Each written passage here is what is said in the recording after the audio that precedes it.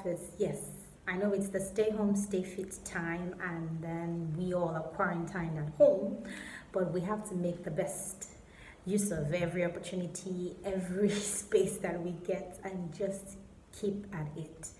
And so this is something new I relatively started about a week or two ago. I used to do it before, but then I wasn't consistent. But I decided that okay, that I think this is a good time to like reawaken it and like get started. So these are the benefits of COVID-19. But all in all, we are thankful and blessed to still be alive and under His protection. Okay, so I like to call it my personal and business growth series. So basically, I do this once a week, either on Wednesday or on Thursday. If you don't catch me on Wednesday, you catch me on Thursday. Basically, it's me taking you through my learning curve, my learning process, different things that I have read and how it has impacted me, and lessons that I, so to speak, have applied going down through life as an entrepreneur. And so today, my notes are very much scattered, so but I'm going to be reading to you from them because one thing I think my dad taught me a lot about is about taking notes. Because the fact is that you might forget something you heard, but something that you wrote down, you can always go back to it. I think there's a saying that goes, the shortest pencil is far greater than the longest memory. So what you write down, you don't forget. So today's, so to speak, memoir, let me call it a memoir, or today's talk basically would be about how to live life above the line. Now it's there was a point in time in my life when I was actually quarantined at home. I think for about 10 months. It wasn't one of the best times in my life, really, and it really got me delving into a lot of things. I read a lot. I learned new skills. I think I understand somewhat what it means to be quarantined, and I had no access to a phone, I had no access to a laptop, I had no access to internet, I had no access to, all I had was my books, and I had to read. Probably sometime I'll tell you the story, but this is all about personal and business growth. But it kind of like opened my mind up, and I think the book I read at this point, one of the books I read at this point in time was The Enlightened Millionaire. And so I just want to take a section from that book today and hope that as you listen to this, it will help you in some sort of way. Okay, it talks about living life above the line. Something we always tend to do as entrepreneurs, as business owners, as individuals, we tend to blame people sometimes for things that go wrong in our lives. And we are just looking for ways that, okay, if I could blame this person, or if I could lay the blame on this person, then probably I would get a solution and then things will turn out right. The fact is that when you blame someone or something for what went wrong, whether in your life, whether in business, or however it is, you tend to lose an opportunity to optimally learn from the situation. It's point blank.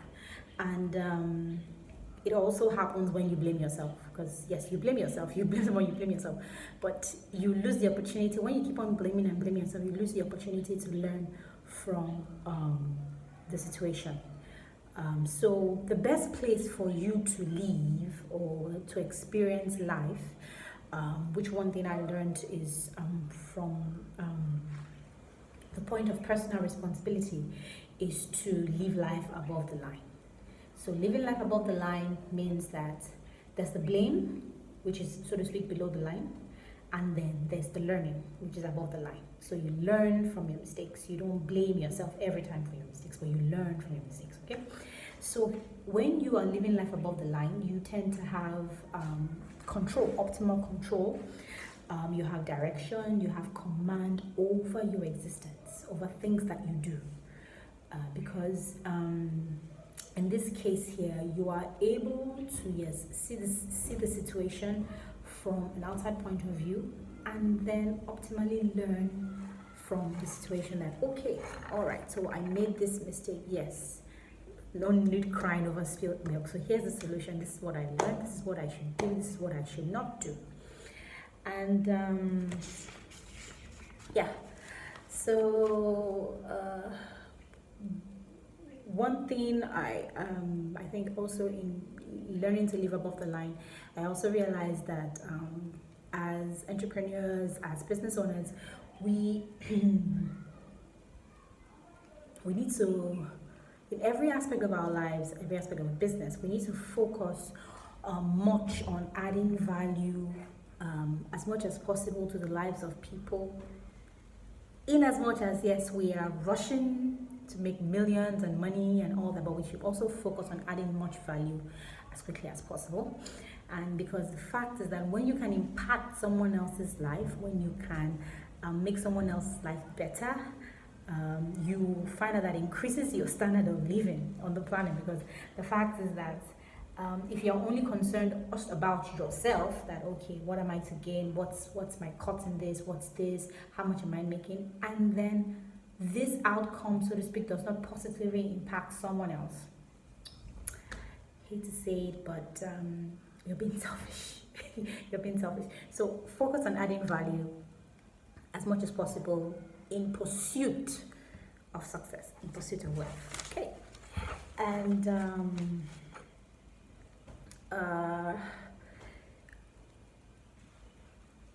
one thing also that hit me, don't worry, I'm almost done, it's not going to be a very long video, but I'm almost done. But one thing also that hit me, that from reading that particular chapter, that as enlightened millionaires in the making, or if we are already millionaires, we our DNA, it's in our DNA to basically add value to the lives of people.